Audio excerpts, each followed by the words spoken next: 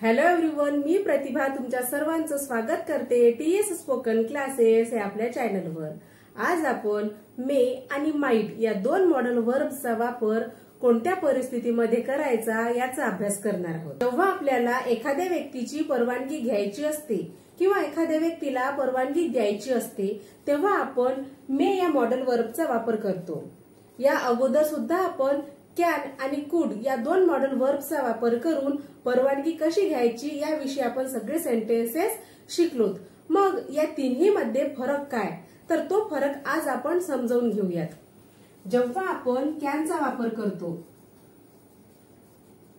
Can I come in, can I come in, मी आत येऊ शकते का, येथे आपण कॅन या मॉडेल वर्बचा वापर केला आणि परवानगी मागितली।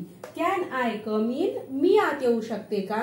जेव्हा आपण कॅन या मॉडेल वर्बचा वापर करून एखाद्या व्यक्तीला परमिशन मागतो तेव्हा ती परमिशन किंवा ती परवानगी ही इनफॉर्मल असते।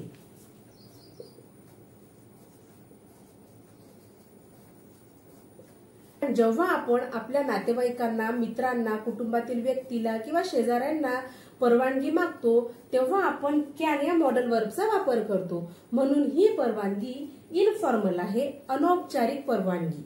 त्यानंतर आपण कुडचा वापर करून सुद्धा परवानगी मागितली।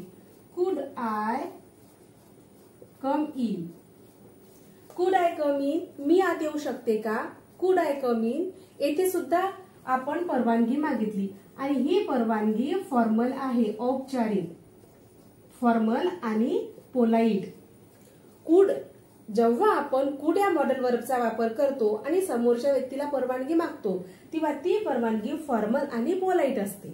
म्हणजेच आपण आपल्या सहकार्यांशी बोलताना किंवा शाळेमध्ये असताना, ऑफिसमध्ये असताना जेव्हा आपल्या कोलिग्सला आपण परवानगी मागतो, आपल्या बॉसला आपण परवानगी मागतो त्यावेळेला आपण कुड या मॉडेल वर्बचा वापर करतो। त्यामुळे ही परवानगी फॉर्मल आणि पोलाइट आहे, औपचारिक आणि नम्र। त्यानंतर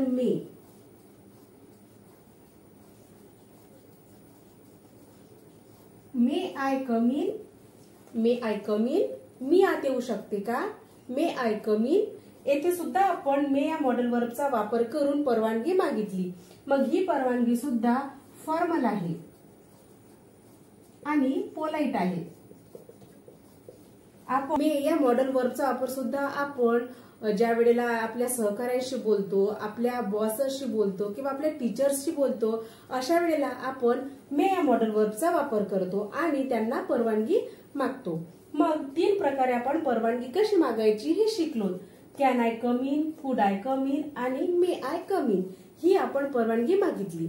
मग आता परवानगी द्यायची आहे, आपल्याला समोरच्या व्यक्तीला परवानगी द्यायची आहे, मग त्यासाठी कुठले मॉडेल वर्ब्स यूज करायचे। परवानगी देण्यासाठी आपण कॅन आणि मे या दोन मॉडेल वर्ब्सचा वापर करतो। कॅन आणि मे, तेथे आपण कुड हे मॉडेल वर्ब वापरत नाही, एवढी गोष्ट लक्षात ठेवायची। जर आपल्याला एखाद्या गोष्टीची शक्यता दर्शवायची असेल तेव्हा आपण मे या मॉडेल वर्बचा वापर करतो, म्हणजेच पॉसिबिलिटी दर्शविण्यासाठी सुद्धा मे या मॉडेल वर्बचा वापर होतो। माइट या मॉडेल वर्बचा वापर सुद्धा पॉसिबिलिटी दर्शविण्यासाठी केला जातो, म्हणजेच जर आपल्याला शक्यता दर्शवायची आहे तर आपण मे आणि माइट या दोन मॉडेल वर्बचा वापर करतो। मग यामध्ये फरक काय आहे, तर तो फरक आता आपण समजून घेऊयात। मी तुम्हाला फक्त समजण्यासाठी एक छोटं उदाहरण देते आणि त्यानुसार तुम्ही मे आणि माइट या दोन्ही मध्ये जर पॉसिबिलिटी दर्शवायची असेल तर ती कशी दर्शवायची हे समजून घ्या। जसं की आता मला सांगायचं आहे, मला 3-4 दिवसापासून ताप आला आणि त्यामुळे मी शाळेत गेली नाही, पण आता मला बरं वाटते आणि मी शाळेत जाऊ शकते।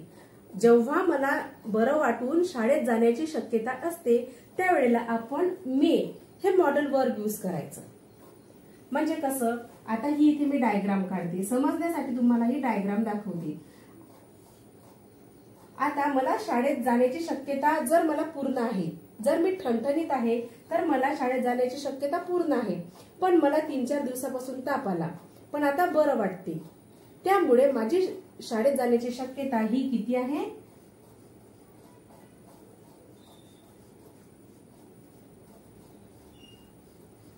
50%। पाऊण भाग.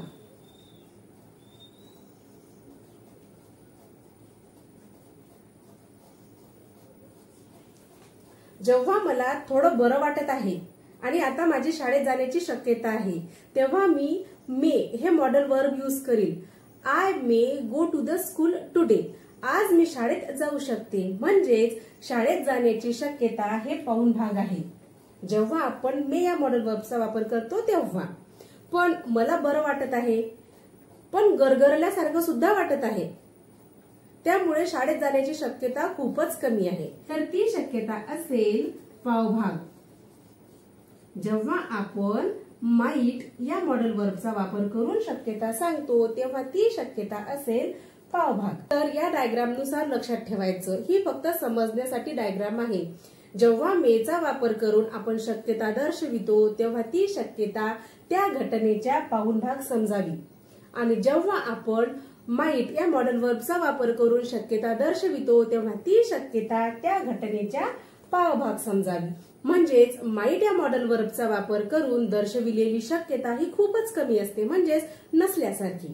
त्यामुळे हे 2 पॉइंट्स लक्षात ठेवा की मेने दर्शविलेली शक्यता ही जास्त आहे आणि माईटने दर्शविलेली शक्यता ही खूपच कमी आहे.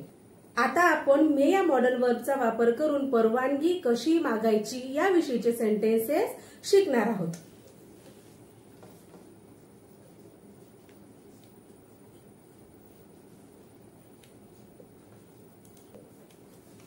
मे आय कम इन सर किंवा may I come in madam. May I come in sir, मी आत येऊ शकते का सर, किंवा may I come in madam, मी आत येऊ शकते का madam.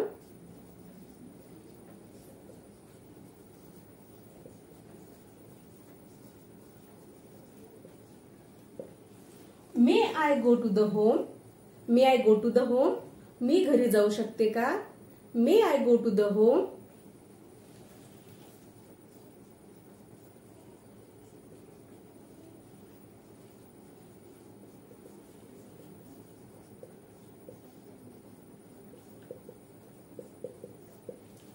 May I submit this project. May I submit this project, मी हा प्रोजेक्ट सबमिट करू शकते का. अशा पद्धतीने नम्रपणे आपल्याला समोरच्या व्यक्तीला परवानगी मागायची आहे.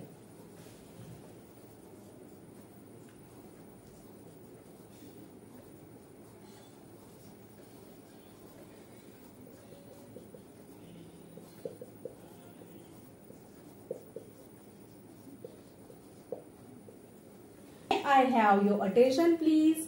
May I have your attention please. माझ्याकडे लक्ष द्याल का, किंवा मी तुमचं लक्ष वेधू शकते का.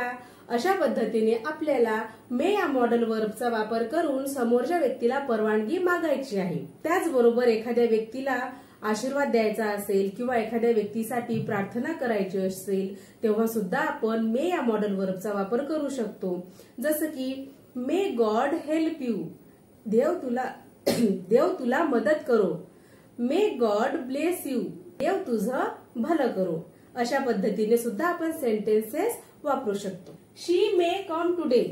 शी मे कम टुडे, ती आज येऊ शकते. शी मे कम टुडे, किंवा तिची आज येण्याची शक्यता आहे. She may come today.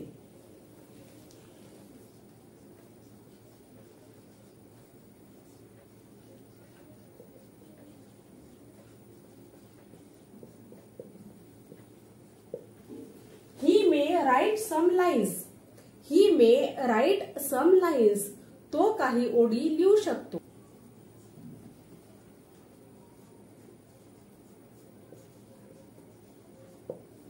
They may call him. They may call him. ते त्याला बोलावू शकतात. They may call him.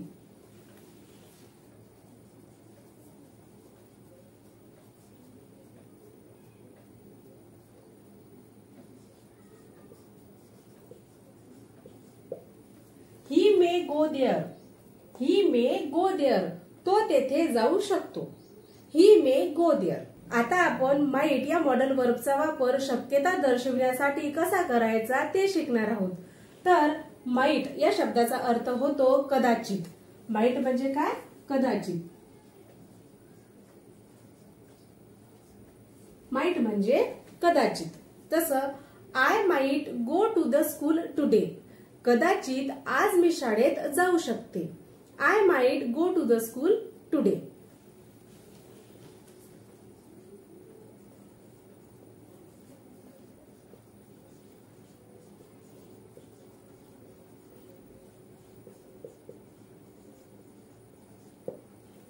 I might go to the school today. कदाचित आज मी शाळेत जाऊ शकते.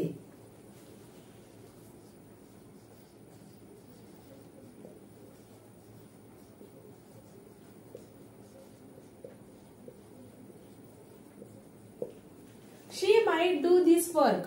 She might do this work. कदाचित ती ते काम करू शकते. She might do this work.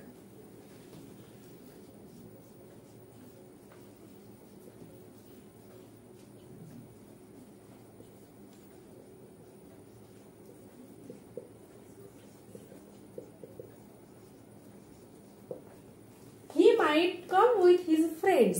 He might come with his friends. कदाचित तो त्याच्या मित्रांसोबत येऊ शकतो. He might come with his friends.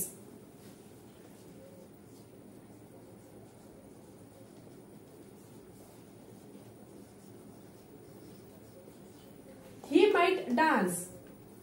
He might dance. कदाचित तो डान्स करू शकतो. He might dance. अशा पद्धतीने आपल्याला मे आणि माईट या दोन मॉडेल वर्बचा किंवा दोन मॉडेल ऑक्झिलरीजचा अभ्यास करून सेंटेन्सेस बनवायचे आहेत.